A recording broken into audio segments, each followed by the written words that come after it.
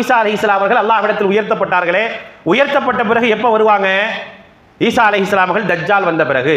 முஸ்லீமில் பதிவு செய்யப்பட்டிருக்கக்கூடிய நீண்ட ஹதீஸு, முஸ்லீமில் 5639வது ஹதீஸாக, 5629வது ஹதீஸாக ஒரு ஹதீஸ் பதிவு செய்யப்பட்டிருக்கு. ஈசா அலைஹிஸ்ஸலாத்தை பற்றி முழுமையான ஒரு செய்தியை நபிகள் நாயகம் ஸல்லல்லாஹு அலைஹி வஸல்லம் அவர்கள் சொல்லி காட்டுகின்றார்கள்.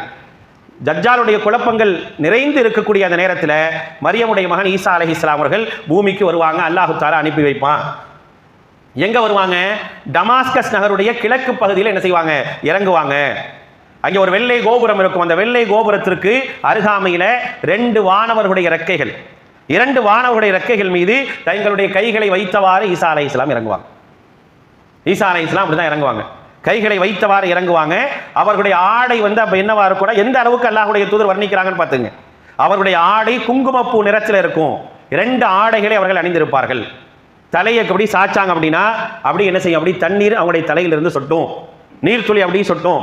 தலையை உயர்த்தினார்கள் என்று சொன்னால் அந்த வெண் முகத்தை போன்று, அது பளீர் என்ற முகத்தை போன்று நீர்த்துளி என்ன செய்யும்? அப்படி வழிஞ்சு ஓடும்.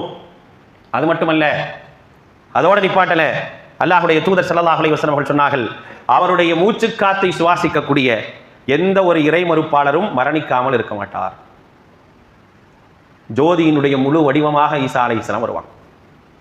இந்த மார்க்கத்தினுடைய ஜோதியினுடைய முழு வடிவமாக வருவார்கள். அவருடைய மூச்சுக்காற்று சுவாசிக்கக்கூடிய எந்த ஒரு இறை மறுப்பாளரும் என்ன செய்யாது? இறக்காமல் இருக்க மாட்டார். அந்த மூச்சுக்காற்று எவ்வளவு தூரம் இருக்கும்? அல்லாஹ்வுடைய தூதர் ஸல்லல்லாஹு அலைஹி வஸல்லம் அதையும் சொல்றாங்க. அவருடைய பார்வை எவ்வளவு தூரம் விட்டுமோ அந்த அளவுக்கு மூச்சுக்காற்று அவ்வளவு தூரம் போகும். ஈசா அலைஹிஸ்ஸலாமுடைய மூச்சுக்காற்று என்பது அவ்வளவு தூரம் போகும். இறங்கினவன அவங்க என்ன செய்வாங்க? தஜ்ஜாலை தேடுவாங்க. தஜ்ஜாலை தேடி என்ன செய்வாங்க அப்படின்னா, பலஸ்தீனத்தில் உள்ள லுத்து என்று சொல்லப்படக்கூடிய ஒரு நகரத்தில் வாசல்ல அவனை என்ன செய்வாங்க? கண்ணு என்ன செய்வாங்க? அவனை கொல்லுவார்கள் என்று அல்லாஹ்வுடைய தூதர் ஸல்லல்லாஹு அலைஹி வஸல்லம் சொல்றாங்க. ஈசா அலைஹிஸ்ஸலாமுடைய வருகை இப்படி தான் இருக்கும். அப்பதான் ஈசா அலைஹிஸ்ஸலாம் வருவாங்க.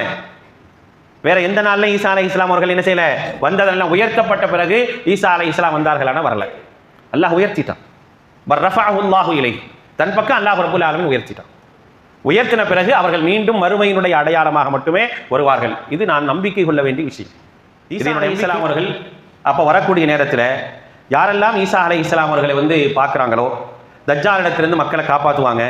காப்பாற்றி அந்த சமூகத்திற்கு ஈசா அலைஹிஸ்ஸலாம் அவர்கள் அவருடைய முகங்களை தடவி கொடுப்பாங்க. அவங்களுடைய முகங்களை தடவி கொடுப்பாங்க. அப்படி யாருக்கெல்லாம் தடவி கொடுக்குறாங்களோ அவங்க எல்லாத்துக்கும் சொர்க்கம். அப்படி யாருக்கெல்லாம் தடவி கொடுக்குறாங்களோ அவங்க எல்லாத்துக்கும் என்ன செய்ய? சொர்க்கத்தில் நல்ல ஒரு படித்தரத்தில் அவங்களுக்கு என்ன படித்தரங்கள் இருக்கோ அப்படிப்பட்ட படித்தரங்களுக்கு என்ன செய்வாங்க? போவாங்க அப்படிங்கிறத அல்லாஹ்வுடைய தூதர் ஸல்லல்லாஹு அலைஹி வஸல்லம் சொல்றாங்க.